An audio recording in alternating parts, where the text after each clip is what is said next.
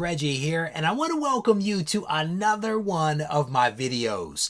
I've been doing some noodling, and I want to share with you all where I am right now with the hope that maybe it'll help me to sort things out just by talking about it, but then also with your input and comments that you're going to leave behind. So I want to talk about like where I am, not physically, but intellectually where I am with the hobby of comic book collecting. At this point, I am 7 years into my return to comics, right? I collected comics back in the 90s. I was away for a long time doing other things. I came back at the end of 2017, 2018, and I've been in it ever since. And I've done a lot during that time, and I'm starting to just evaluate what's next for me, what's next for my collection.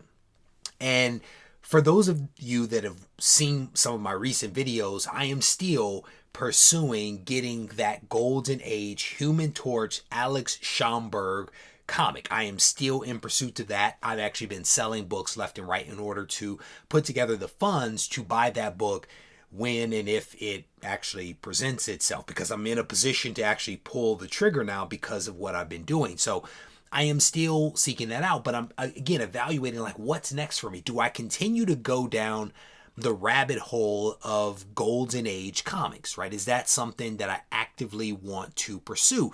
Part of the challenge with that, well, there are several challenges. One of them is just the availability of comics. These books don't come along all that often, and when they do, they tend to be really expensive and kind of hard to obtain. Is that something that I want to go after? I don't know. I also still really enjoy reading the comics that I buy. Yes, I buy graded comics, especially if you're talking about high dollar, but I actually read all of the books. I will read them digitally or however, and that is part of how I enjoy a slab comic, is I take the time to actually read it. I don't enjoy reading Golden Age comics as much as I do Silver Age and other ages of comics. So again, I'm not certain whether I want to continue going down that rabbit hole of Golden Age comics because of the scarcity, the cost, but also because of part of how I enjoy it is by reading the books. And that's probably something that I won't do. I've considered, do I upgrade some of the comics that are in my collection right now? There are some books in the collection that I own that I would love to have better grades of. The question is, do I pursue that next, right? Do I start to upgrade like Amazing Spider-Man, the first appearance of Punisher? Do I upgrade that and along with some other books? There are books that I have written on the board across the room here that I have raw or lower grades of that I would like to get at a higher grade or actually graded, because I want 9.8 so I can have a 9.8 of a whole set of certain books. Those are actually some small side quests that I've embarked on over the last couple of years, is going after like what you see on the wall behind me, which is a 9.8 run of Secret Wars. I've done that with the Weapon X series, and there are others that I want to do it with, like The Legend of Blue Marvel, right? Adam, The Legend of Blue Marvel, which is a fantastic read. I have all the books, but I don't have them at 9.8. That's one of the things that I'm kind of working on. Is that more of what I should actually do? Should I start working towards adding doubles of really awesome books in my collection? Should I get a second copy of Amazing Fantasy 15, right? Like a higher grade of it. And I don't consider that an upgrade, because I would still keep the one that I have now. Do I pursue that, right? These are all things that are kind of swimming around in my head. And they're also kind of the things that I've seen other collectors do, but I don't know if that's the right path for me. I've actually, over the last couple of weeks, engaged a couple of dealers in conversations about original art. That is a deep rabbit hole. Let me tell you, there is a lot to learn about original art, and that's part of what intrigues me about it. But the other part of it is that a lot of the stuff that I want is like stupidly expensive, like incredibly expensive. So for a single page of great artwork featuring an awesome character, it can be $3,000-$4,000. That to me is like crazy. And it's one of those things, like, it's great if that page turns out to be worth $100,000, but what if it's not, right? Like, that's a lot of money to spend.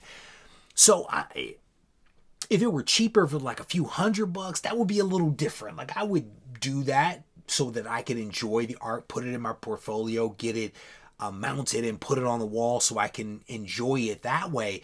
But $4,000, that's such a lot of money to me, right? So again, these are all of the kind of things that I'm thinking about and trying to work my way through to sort out, like, what is next for me as a collector. I've given myself various goals over the years of, building the best Silver Age Marvel collection that I could, acquiring some really awesome Silver Age DC books, getting every copy of Amazing Spider-Man. I've spoken about my side quests. I've given myself these really great goals that have allowed me to build a respectable collection, at least in my opinion. And again, it comes down to what is next for me. Potentially you've been on a journey like this. Potentially you are evaluating your own journey. If so, I would encourage you to comment. Maybe we can kind of commiserate. No, that's not right. Maybe we can help each other figure out, like, what makes sense. What's next? What is the journey?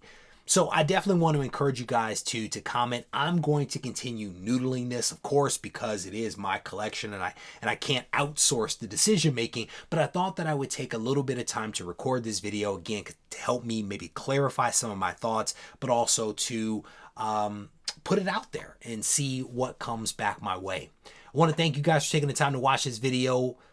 I don't know if this is something that people enjoy, to be honest with you, but now it's done.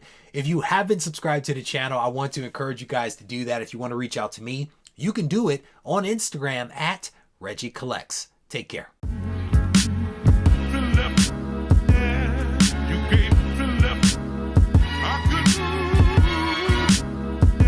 Turn me up in my headphones a little bit, like I want to feel it, I want to hear it. All right, that's it right there. I spoke.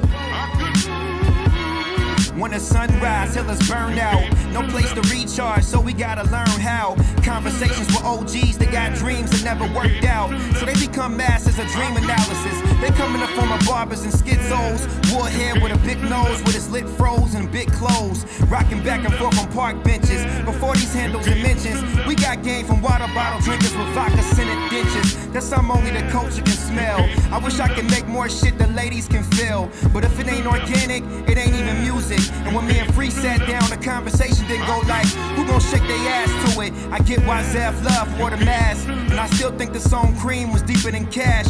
From the bleachers we laughed before high school tryouts. Back when the leading scorer used to smoke out of a white grape filled with nitrate and a whiteout. He could turn his whole head around and see back screens before they even played out. Called it court vision. Somehow he knew he could play in this system. School the pipeline. When the sunrise, hill is burned out. No place to recharge, so we gotta learn how. Found an outlet behind your granny couch. Some connections got a shortage in it, so he folded it in half because he had his daughter in her. He a stand-up guy, and she still bent over for it.